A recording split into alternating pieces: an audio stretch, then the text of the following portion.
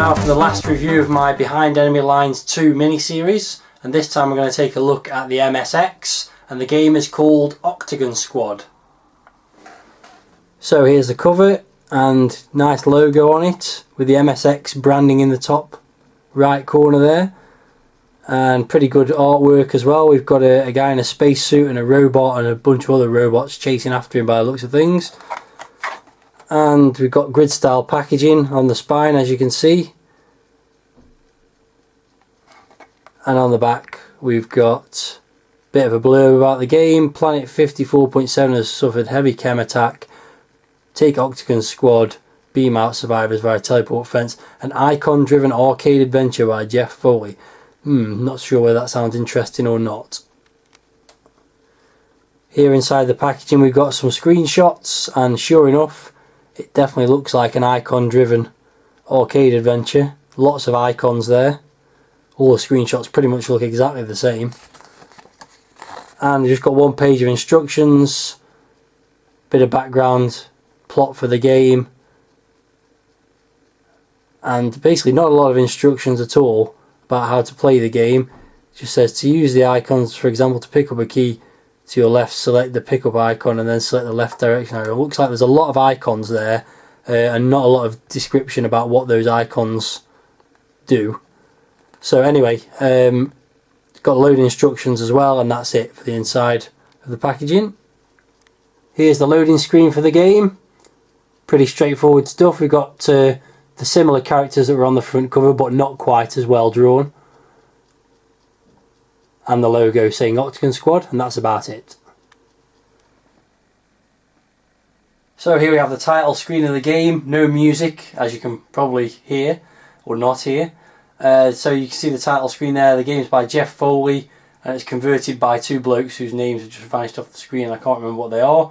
There's a bit of an introduction to the game there. The unprovoked chemical attack on Delta 7-4 whatever.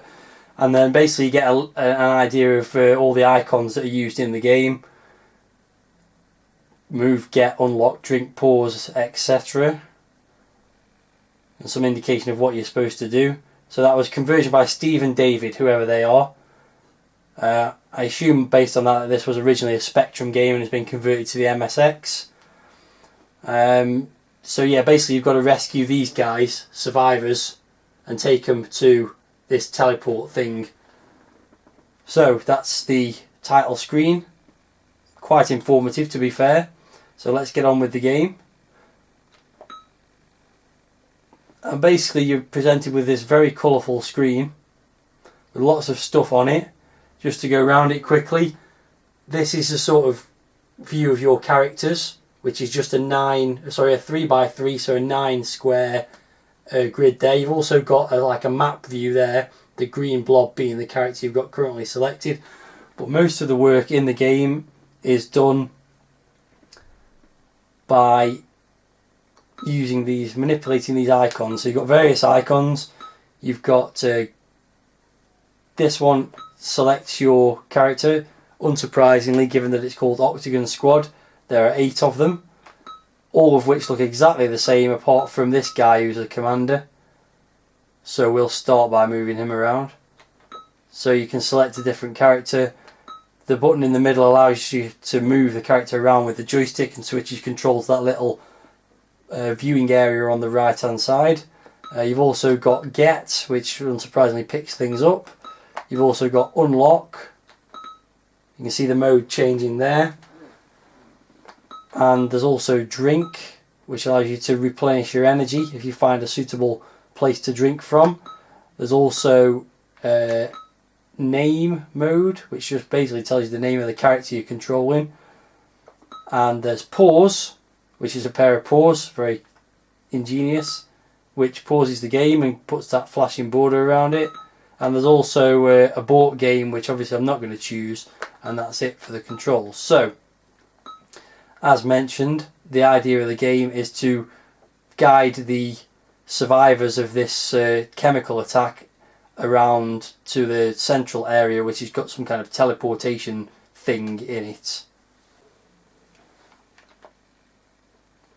So let's move the little guy around. As you can see, he's moving around the maze, and it's shown both with the representation at the bottom right and also the top right of the maze overview, which is rather unintuitive, being a load of basically blue blobs. Sound wise, the only sound I've come across playing through the game is this bleep as you move from one position to another or select things from the icons, so not very exciting stuff music wise. Also not very exciting in this view as I'm walking down a corridor which is every section of which is identical. It doesn't really look like I'm moving at all. This thing here next to me on the right is a door, but at the moment I don't have a key for that door. So you can move around the maze, try and find these survivors and things. There doesn't seem to be anything that actually hurts you. There are various little beasties going around the maze, but they don't actually seem to do you any kind of damage. Again, walking along this long corridor is really boring. So you can walk up there, you can see there's some of the walls are slightly different there, but not much more interesting. And there's another door there, and another door there, and various other things going on.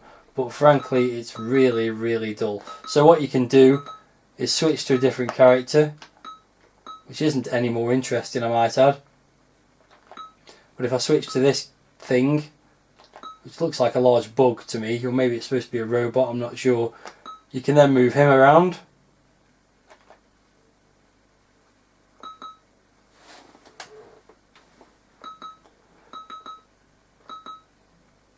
So you can see there's another door there. Somewhere there must be a blue key, because there's loads.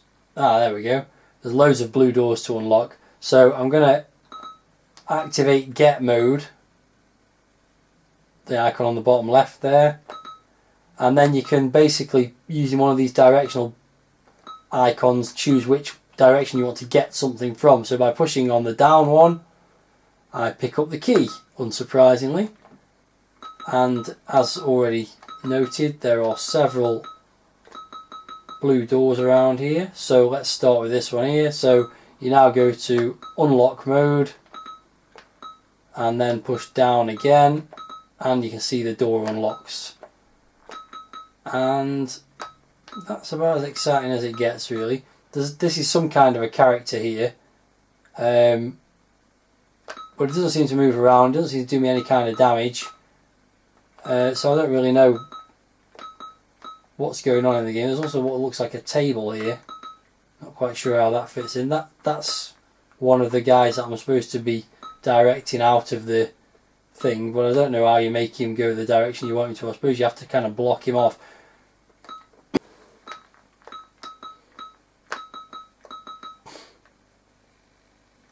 I'm not sure what this thing's supposed to be, but maybe I can pick it up. Let's try picking it up.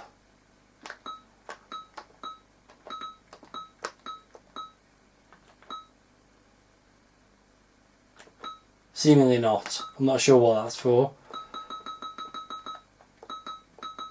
It's all a bit confusing. The instructions are pretty useless, and even if they were more use... see, I know what this thing does. You can drink from this thing, so let's excitingly engage drink mode and watch the strength when I click this. Hopefully goes up. There we go. That's about as exciting as that gets. So I don't really know what to say about the game. I think the idea of the game could be quite fun. It's kind of a strategic sort of maze game where you've got to position these robots in a way that guide the survivors to some kind of central teleporter location, but my god is it boring. Graphics wise they're alright, they're quite colourful. Sound, as I've mentioned, is pretty pathetic. I don't know what this is here, because that looks like a guy in a spacesuit a bit to me, but I don't know what you're supposed to do with him. He doesn't seem to move around. Let's just go back and see if I can open a couple more doors and see if I can see anything more interesting. I highly doubt it though.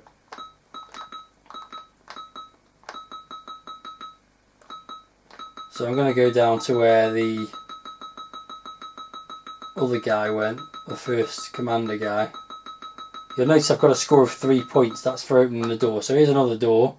Let's double that 3 points to 6 points. Whoa, the door is open. Oh, see, there's some kind of a bug thing that moves around. There he is. You can't really show that he's chasing you because your character always stays in the middle of the 3x3 grid, and this thing just kind of appears behind you. Yeah, he's trying to follow me. You can see he's trying to follow me, but again, not very well done. So basically, I'm already pretty much bored silly with this. It's not really obvious what you're supposed to be doing, or how you do it, more importantly.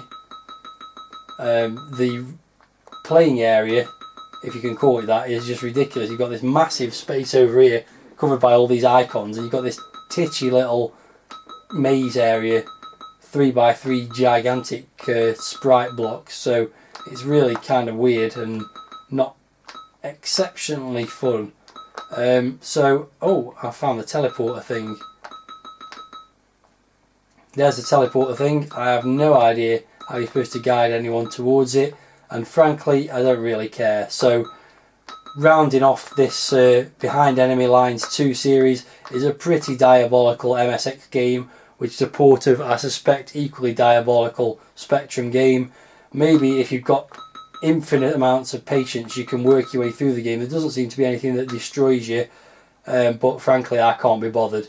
So not a very good way to end the series, but we did see a couple of decent Amstrad games that would have been nice to see on the Commodore 64, and otherwise a pretty poor selection of games. So that's enough of that. Next up we'll be going back to the trusty C64, and there's about 30 games for the Commodore 64 from Mastertronic still to be reviewed over the coming months, so let's focus entirely on those.